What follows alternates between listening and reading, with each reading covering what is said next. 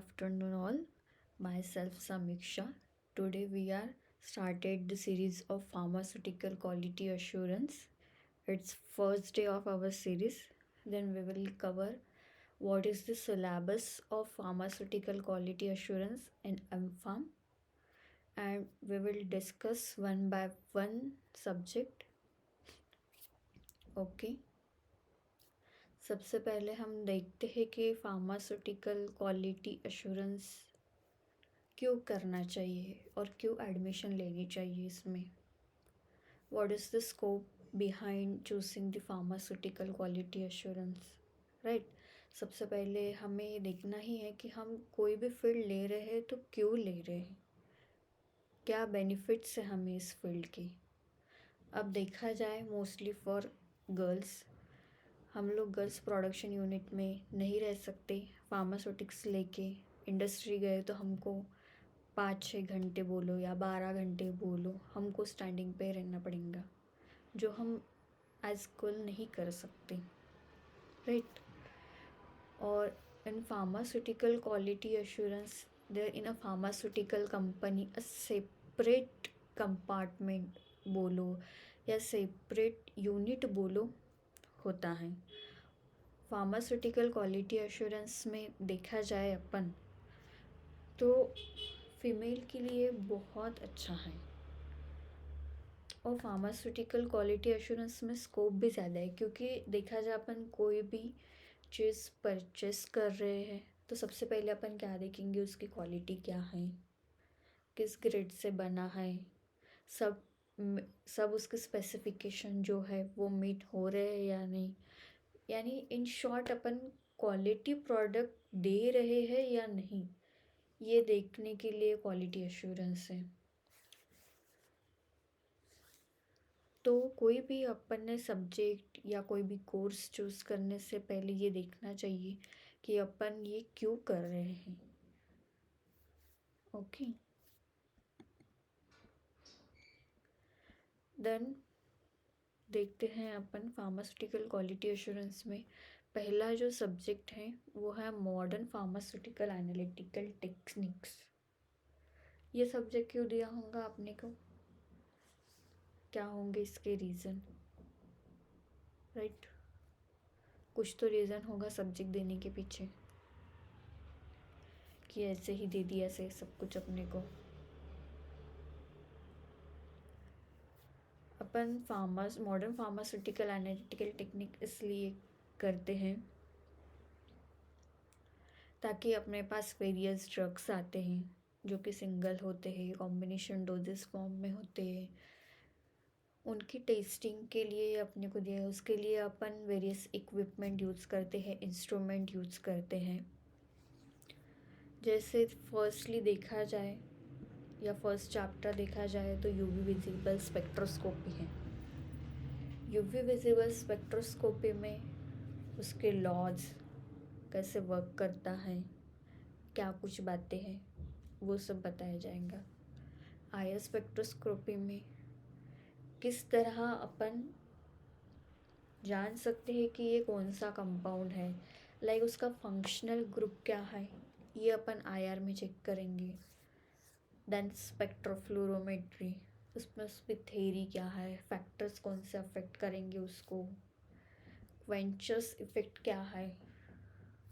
Then flame emission spectroscopy, atomic absorption spectroscopy, ये कैसा work करता है, इसका प्रिंसिपल क्या है, इंस्ट्रूमेंटेशन क्या है, इंटरफेरेंस क्या होंगे और एप्लीकेशन क्या होंगे, ये सब हम देखने वाले हैं मॉडर्न फार्मास्यूटिकल एनालिटिकल टेक्निक्स में.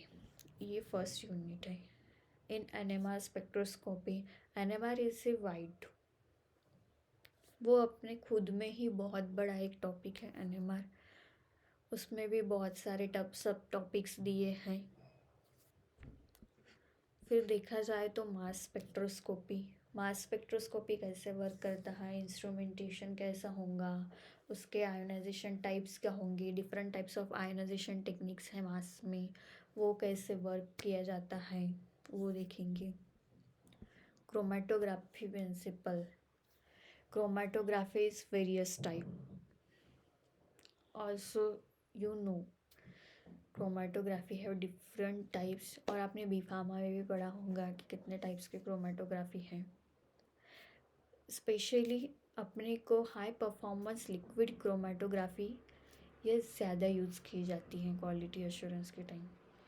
ऐसा बोल जाए कि on daily basis we use the high performance liquid chromatography, और ये बहुत ही इम्पॉर्टेंट टॉपिक है हाई परफॉर्मेंस लिक्विड क्रोमेटोग्राफी, जो आपने अवॉइड नहीं करना चाहिए। थीन लेयर क्रोमेटोग्राफी हो गया, high performance thin layer, ion exchange column, gas chromatography, ultra high performance liquid chromatography, affinity chromatography, jail chromatography. These are the types of chromatography which is basis on the adsorption and partition principle. We will discuss it later. Then fifth है electrophoresis. 6 है potentiometry और thermal techniques. Why we use thermal techniques और कौन कौन से techniques है ये सब अपन बाद में देखेंगे. देन रेफरेंसेस, कौन से बुक अपन रेफरेंस करें. I will suggest the principle of instrumental analysis second number, because it is very important book, very important books. This one is very important. I hope you get that. Then next है quality management system. क्यों है ये subject quality management system, क्या फ़ायदा होगा अपने को इससे, और क्यों पढ़ना है ये क्वालिटी मैनेजमेंट सिस्टम. कोई तो रीज़न होगा क्वालिटी मैनेजमेंट सिस्टम का, क्यों दिया होगा अपने को सिलेबस में पढ़ने के लिए. बताओ, होगा ना कुछ रीज़न. क्वालिटी मैनेजमेंट सिस्टम क्यों दिया होगा. अगर कोई भी अपने को प्रोडक्ट बनाना है तो वो उस बियॉन्ड क्वालिटी तक मिलना चाहिए कि नहीं अपने को, फिनिश प्रोडक्ट तक, राइट. अगर कोई भी प्रोडक्ट अपन बना रहे हैं तो उसकी क्वालिटी टॉप नॉच होनी चाहिए. उसके लिए अपने को कुछ गाइडलाइंस फॉलो करने पड़ते हैं, लाइक आईएसओ गाइडलाइंस, वो भी अपने को पता होनी चाहिए. देन उसके लिए अपन वेरियस टेस्ट करते हैं, वो भी अपने को पता होने चाहिए कैसे करने हैं, क्या करने हैं. और अपने को ये भी देखना है कि अपन क्या स्ट्रेटजिक प्लान कर सकते हैं अपने प्रोडक्ट की क्वालिटी मेंटेन रखने के लिए. देन कस्टमर फोकस, सबसे इम्पोर्टेंट तो ये सब्जेक्ट में है कस्टमर फोकस, क्योंकि अपना तो मेन टारगेट है कस्टमर फोकस. अपन मैन्युफैक्चरिंग कर देंगे, सब चीज़ें कर देंगे, लेकिन वो कस्टमर के एक्सपेक्टेशन तक ही मीट ना हुआ और वो सेल ही नहीं हुआ तो अपने मैन्युफैक्चरिंग का क्या फ़ायदा है, right. Customer focus is the main topic for us. Then I have told earlier pharmaceutical quality management as per ISO various guidelines are given. We have to discuss it later. Then in 6 system inspection model or drug stability. Then quality control and quality assurance, third subject.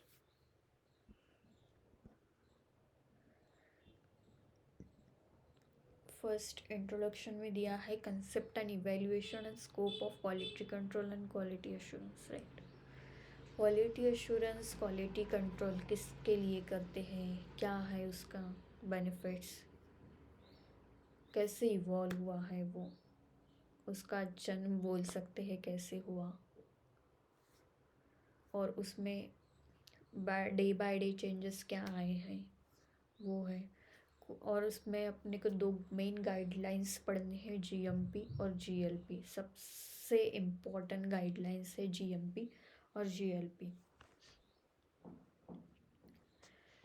ये देखिए सीपीसीएस, ये guideline अपन use करते हैं किसके लिए? Animal testing के लिए। Animal के लिए सबसे सेफ जो गाइडलाइन बनाई गई है वो सीपीसीएस से गाइडलाइन है। उसके ही हिसाब से अपन उन पर टेस्टिंग कर सकते हैं। पहले जो होता था कि अपन एनिमल पे टेस्टिंग करते थे, उनको अगर वो अपना ड्रग यूजेबल रहा तो उनको कोई इफ़ेक्ट नहीं होता था। अगर वो टॉक्सिक बन जाता था तो एनिमल मर जाता था। वो डेट कंट्रोल करने के लिए सीपीसीएस से गाइडलाइन बनाई गई है। मेन उद्देश्य यही है कि जो अपना एनिमल है उसको प्रॉपरली हिसाब से, गाइडलाइन के हिसाब से उसको ट्रीट किया जाए। उसके लिए सब चीज़ें होनी चाहिए। नहीं तो कोई भी आए एनिमल पे टेस्टिंग करे और चला जाए, ऐसा नहीं हो सकता। देन मैंने बोला ही था जीएमपी अपने को पढ़ना है। सीजीएमपी यानी current guidelines, current good manufacturing practices, right? Documentation, various types of documentation in pharmaceutical industry.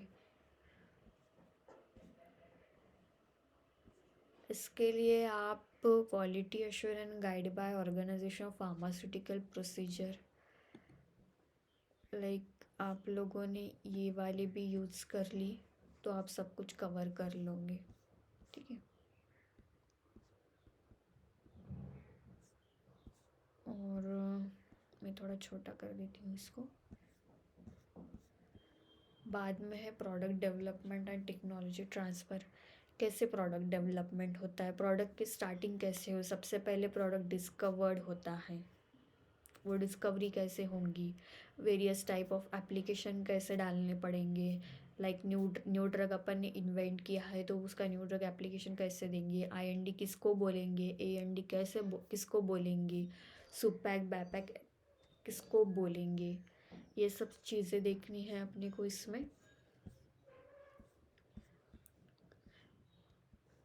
Then this is the practical, तो we will not discuss about practical.